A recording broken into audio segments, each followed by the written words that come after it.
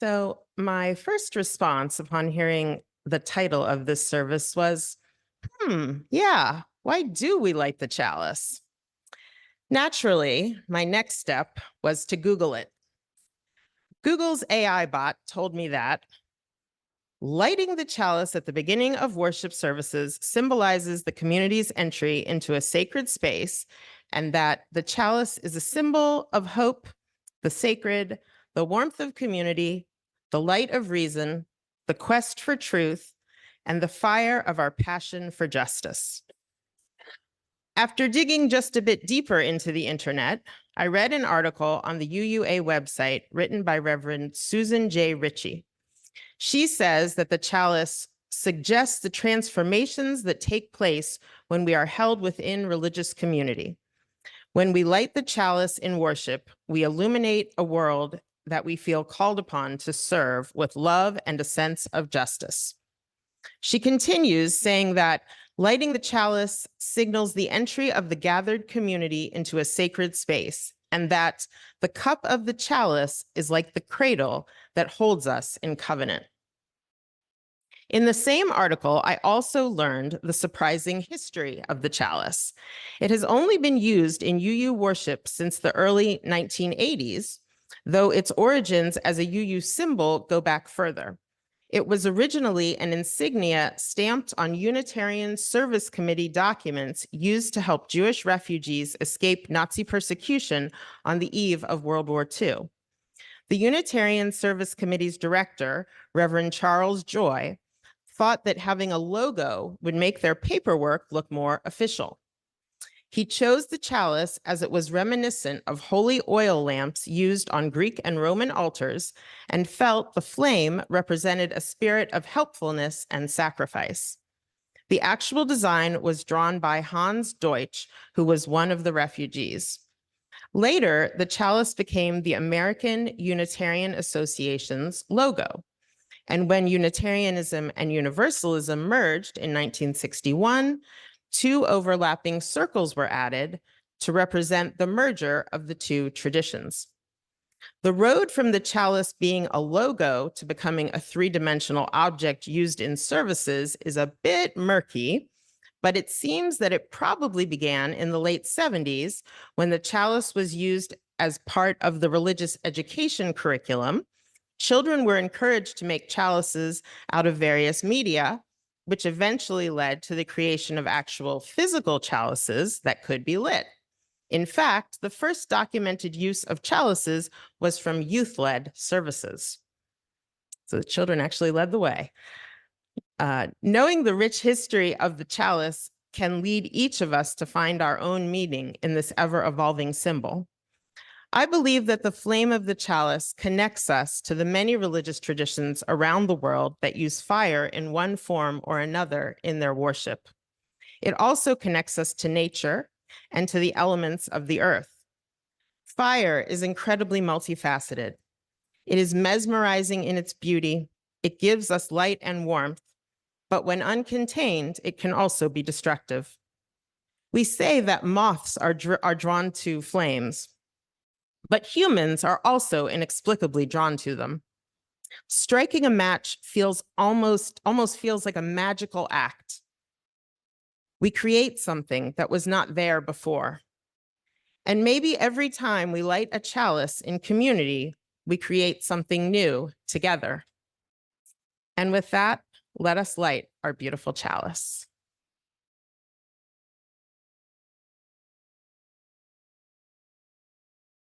Good morning, everyone. Wasn't that so interesting about the chalice? I got some more learning we can do. If you want to come forward, if you're young at heart, wanting to come forward, sit up front, we're going to have a little time with our Wonder Box this morning.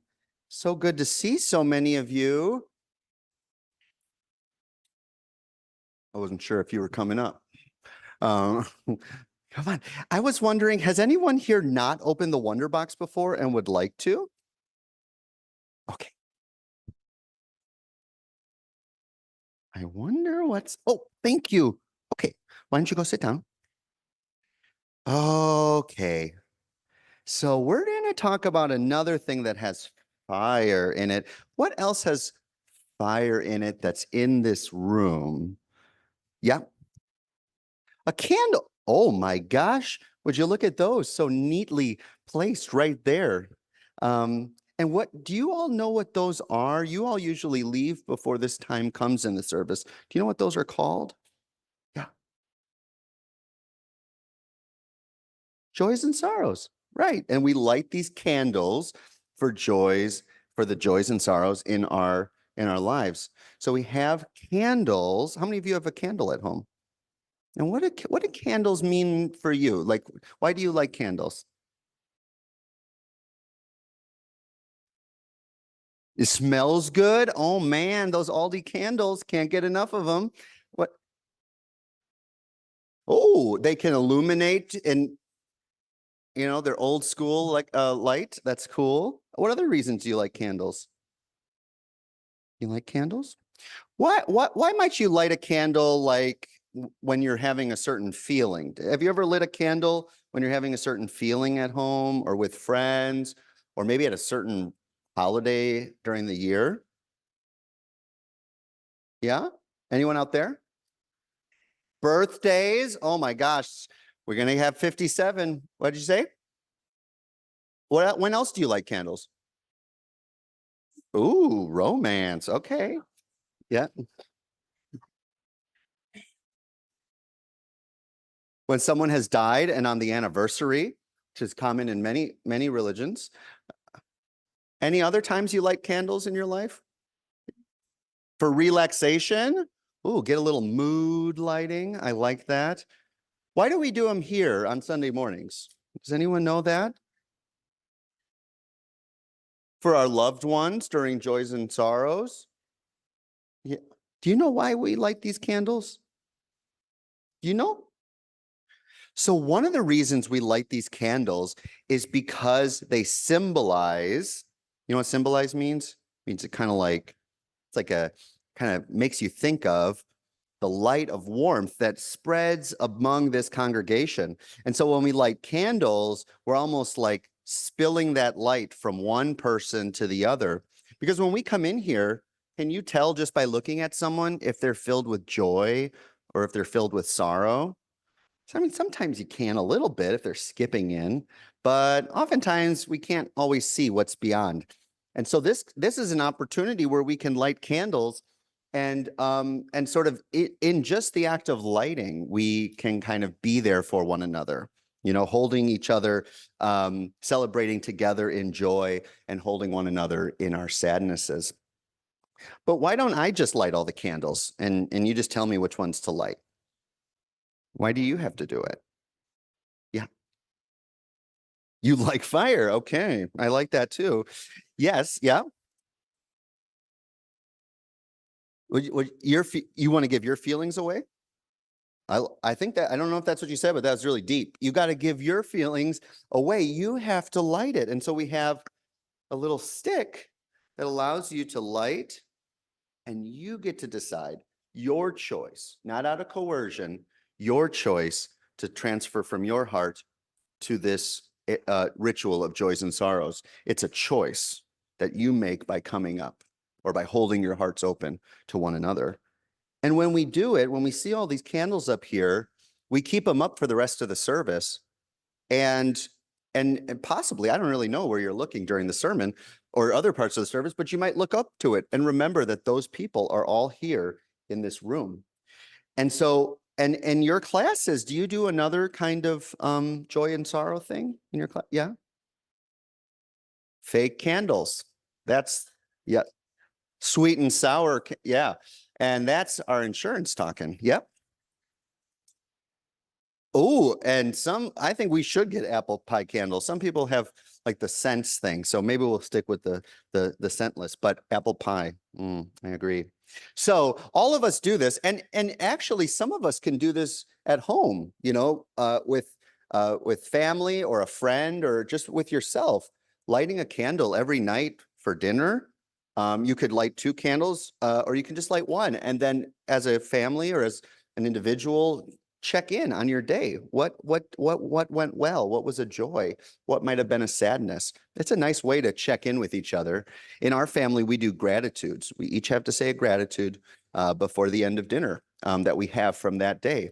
And so that's just like this. And so when we practice it here, the goal is that it goes home with you and you practice it at home, no matter your age, no matter your how much symbolism you put into the candle. It's an opportunity for us to practice sharing our feelings out into the world. Okay, so enjoy the non-flammable candles in your rooms, and we'll sing our kids and youth out to their classroom.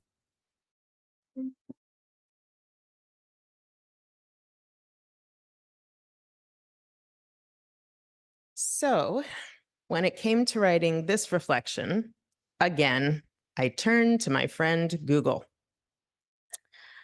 When I asked Google why you use sing hymns, the bot told me that you use sing hymns as part of worship services to deepen spiritual awareness and commitment and to increase fellowship among members.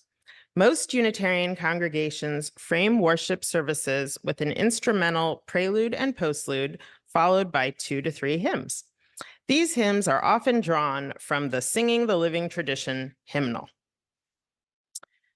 Our hymns draw us together, remind us of our shared values, and help us to easily remember those values, since it is often much easier to remember the lyrics to a song than it is to remember words that we have only read. Indeed, Adam and I will often find each other singing snippets of UU hymns throughout the week. A more general search about hymns led the bot to tell me that hymns are meant to be sung together and often have a focused universal theme that draws believers together. While some UUs may bristle at the term believers, I think our hymns do draw us together as believers. Believers in justice, believers in equality and equity, believers in the importance of protecting the earth, and many other shared values. Hymns help us to express our most sacred ideals and to make our many varied voices one. In a similar vein, I also found gospel writer Gloria Gaither's description of hymns to be moving. She says that hymns are intended to be sung corporately by the fellowship of believers. They pull us above our petty differences by reminding us of God's dream for us, that we would be one. The very act of communal singing can be transformational, regardless of the words. The power of voices combining together, the captivating aura of music, the feeling of your own voice vibrating through your body. The magic of communal singing is beautifully described by writer Inara Verezminix. She says, "I felt it before I heard it, a rush of voices coming at me from all sides, enveloping me, until it felt like there was no room for all the molecules in the air, until it felt like I was breathing that song. Soon, I couldn't tell where the voices ended and where I began." There is the potential for such an experience every time we sing together, but many of us worry that we are off key and sometimes focus too much on whether our singing sounds good. Instead, the focus of singing should be on how the experience affects each of us as we sing. As UU Dan Harper says, "I want to sing with people who don't care what you sound like and who know that singing is supposed to transform you." And a commenter on Mr. Harper's page, who listed herself as Ms. Kitty, said, "There is that moment when the harmonies swell or the single voice deepens and mellows that feels transcendent. When I hear my congregation singing with gusto and smiles on their faces, I feel lifted up." For myself, I know that singing can be an almost otherworldly experience. There is something primal in it, something deeply expressive about lifting your voice in song. It touches the human heart like nothing else can.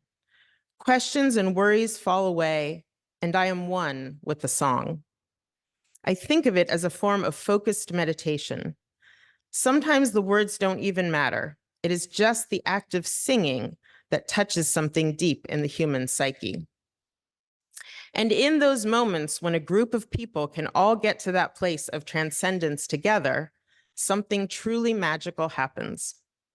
So let us sing our beautiful hymns to articulate and reinforce our shared values together as a community, to let our differences and worldly concerns melt away for just a few moments, and to be transformed by the timeless power of experiencing our own voices lifted in song.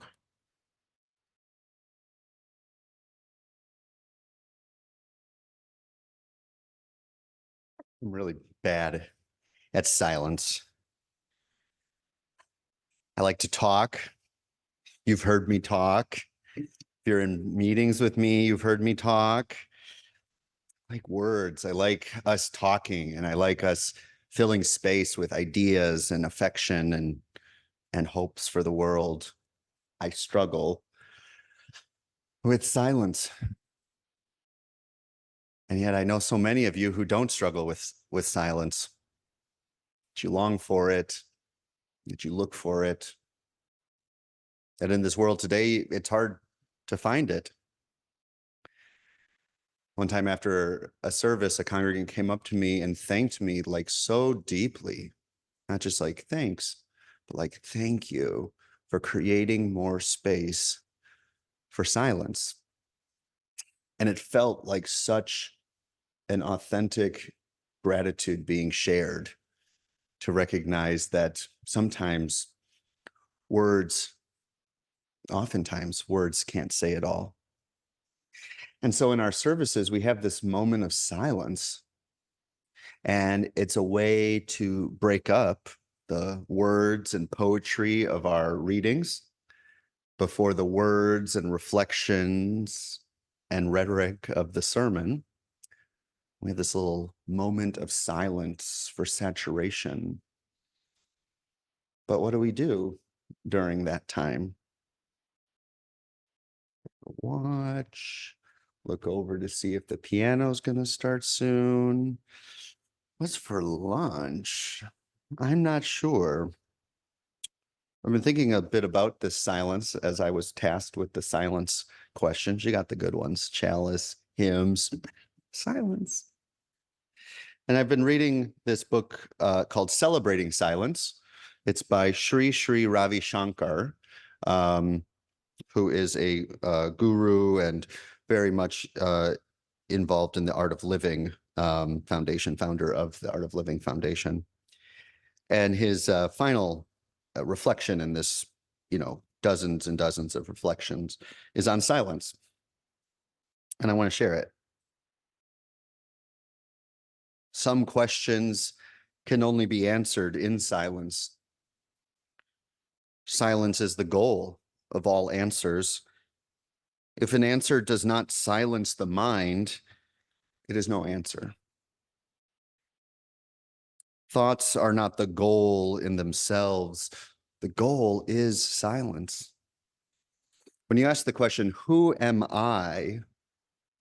You get no answer.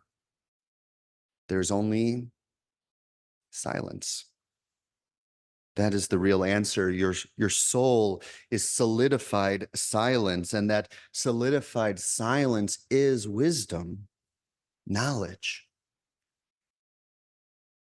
The easy way to silence thoughts is to arouse feelings. For only through feelings will peace, joy, and love dawn. They are all your very nature. To the question, who am I? The only relevant answer is silence. You need to discard all answers in words, including I am nothing, or I am the cosmic self, or I am the self. Just remain with the question, who am I? All other answers are just thoughts, and thoughts can never be complete. Only silence is complete.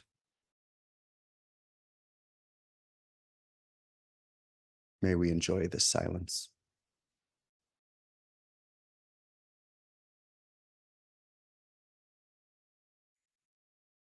I love this service because I think mindfulness is such an important part of becoming alive, to be mindful of what we're doing in our outward life.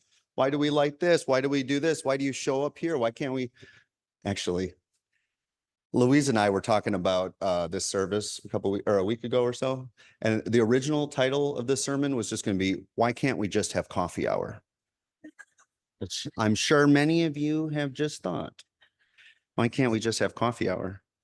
But whether it's the Sunday service collectively or these elements, something draws you into this space to be in community and to be with yourself in silence, in song, and in word, in transformation, personal and collective, week over week, or sometimes week over, every few weeks, or every now and then, whenever you can make it. And then other times throughout the weeks or months, some of us came for the May Day celebration, or gathered for the Interfaith Day of Prayer down at Southside, or came for the Interfaith Summit that was a couple weeks ago, or Chalice circles, or choir, or band, or owl, or so many other ways, working on the buildings and grounds. Oh my gosh, you just want to keep coming back. What's up with that? Well, something happens, and I think something happens on these Sunday mornings that's sort of like what's that called? A reusable energy. I'm not going to say fuel. Reusable energy to get us going week over week and wanting us to drive us back here. Something like turns in us. It kind of creates this invitation to continue to learn.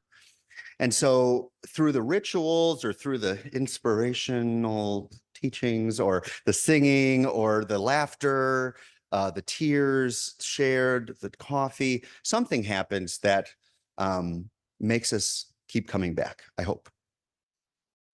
And so we've answered some of those things. Why do we light a chalice? Why do we light candles for joy and sorrow? Why do we sing hymns? Why do we have moments of silence? Why do we do that? But I bet there's other things we've asked ourselves. I've got to believe it, especially for newer folks. Like, why do we do that? Or why do we do this? Or longer time folks, maybe like, why don't we do this anymore? Or why do we still do that when we don't do this anymore? So why do we still do that? Are there any, if you think about it just for a second, are there things that you can think about that we do here on Sunday mornings in the service, just a part of the order of service or the culture of our Sunday services, the stuff? What questions emerge for you? Because I know there's some. And I'm going to pause and value silence for one more minute.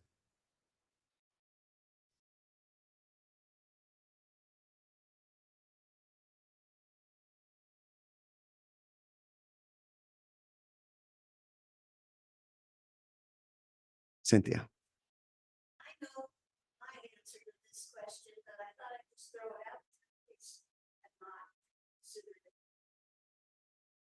Why do we invite worship associates to speak a personal reflection? Oh, why do we have the associates offer their own personal reflections? They write their own reflections. They don't just, I give them a poem, or I give them like, just here, read this. Why does that matter that they offer their own reflections? First of all, is that meaningful? Does anyone like those? Does anyone show up for the personal reflections from our associates? So why do we do that? Yes?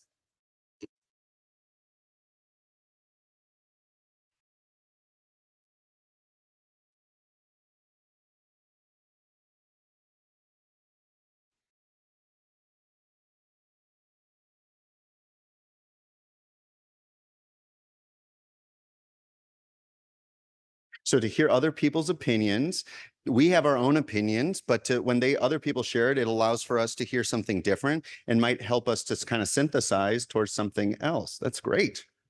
First day, I'm doing great. What else? Why else do we hear that? Why else do we want to hear that? Is there something different hearing something from Leslie versus me, or any of the associates versus me? What does it do? What is that? What is that? Yeah.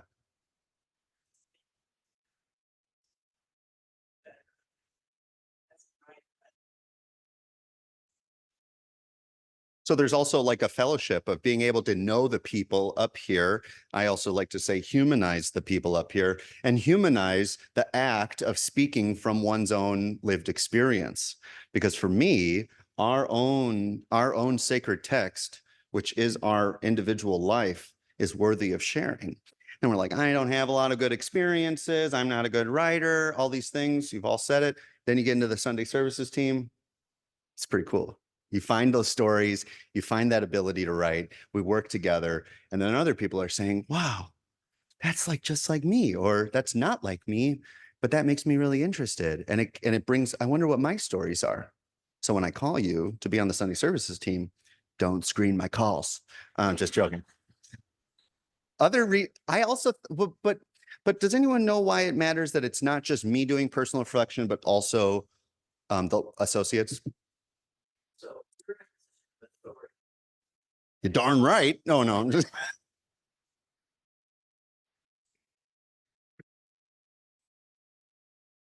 The democratic process. We argue that there's less of an exalted authority aspect to the minister, but still the minister is looked upon as an expert in ministering and having attended, Seminary and seminary. And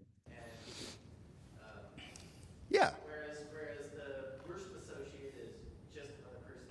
Hey, Just another person in the congregation. one of the laity, and there's power in the laity, the lay folk, it's because the congregation values congregational polity, which is the power and the wisdom and the self-determination is in the congregation itself. And it leads to an old Unitarian, I believe, Unitarian saying of the priesthood of all believers, the priesthood of all believers, or the prophethood of all believers. We have a little more time. What is another thing we asked? Yeah.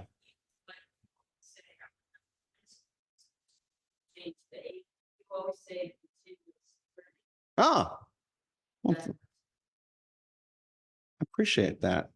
So continuous learning. And that's why we do it week over week, as opposed to like have 1 month on, 1 month off of doing these Sundays 52 times a year sometimes, or we have Christmas Eve as well. So a lot of opportunities for continuous learning and then things happening throughout the week. What other questions do you have about Sunday services or things you've asked yourself about things we do here? Oh, why do we have a piano rather than an organ? Well, one is we don't have a building that has an organ. We were donated this piano by a member, Jack Head, and his wife, Nancy. There are electric organs, which we maybe could have purchased at one point or another, but for the most part, music is cultural. And I think this congregation has been used to, for the most part of its life, the dominant culture has been less organ oriented and more music oriented. And for that matter, more folk oriented or more guitar, acoustic guitar oriented. And so every congregation is going to be a little different. And how many of you grew up in a place that had an organ, like that you listened to music? So organs are not like uncommon. They're resonant, very resonant for a reason in their very making. But is there a more exact reason we don't have an organ than that? It's also a maintenance problem. So we build up that endowment, a couple more mil, and we'll get you one. So yeah.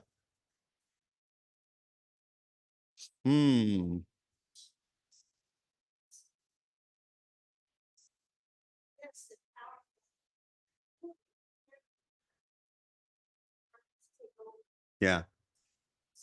Yeah, these are single pane. No, I don't think they're going to go out, but no, they're double.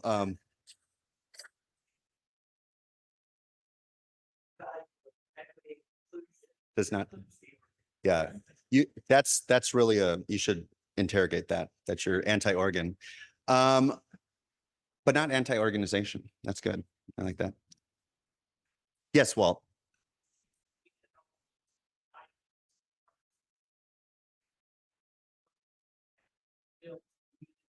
Yeah, all these pieces are the building blocks of community. That's what I do hope so. I mean, when I came in 7 years ago, there was a little reshuffling of some of the order of things and discussions about standing or sitting, or like, what is the reason for each of those elements, and do they flow together as one, like, so that you're not, because there is routine. And how many of you like routine week over week, a little bit of routine, like what happens when? How many of you would like it to just be like something different every week? It's a little hard. We like routine sometimes. And then in that routine, create moments of transformation, right? The content can create different types of transformation for a community. Any other questions anyone's asked themselves? Yeah. Why do we stay together in community despite being different? Geez, put this kid on the board. I'm just kidding. Why do we stay together? I mean, because I'm sure you hear me talk and you're like, not my God, or or this person says this and it's like, I don't believe that, or it's like we talk about this or the other, and why do you stay in the room? I think about like Bud Heron, who would say often like, why do we call it worship? And we don't always call it worship. It's kind of interchangeable. It's a long story. But despite some of those disagreements about terminology or content, or whatever, it's like people still stay in the room. And I guess that's a good question. What is the value of staying in community despite differences? Judy?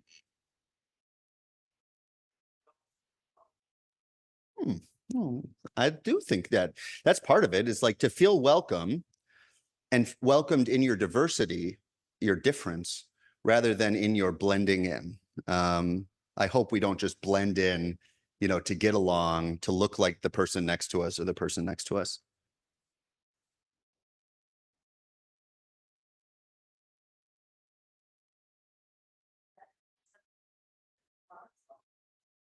And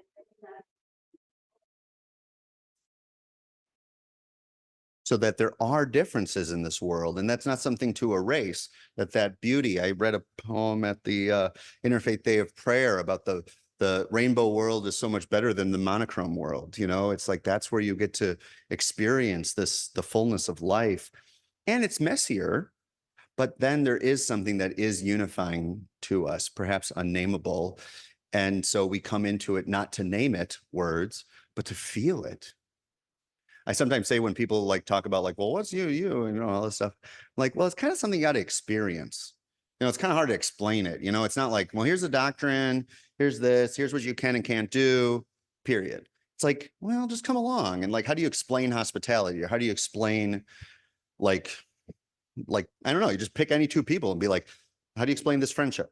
And that gets to that diversity and pluralism within our congregation. Beyond the pluralism between our congregation and the 5 religious communities on this campus. Okay, last one. Oh, please, yes. Come on, yeah.